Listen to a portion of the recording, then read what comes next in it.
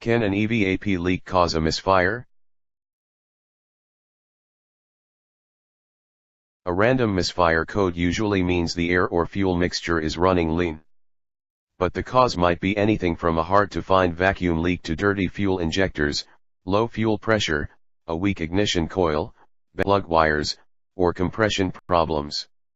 Even a dirty MAF sensor can cause a lean code or misfire to occur.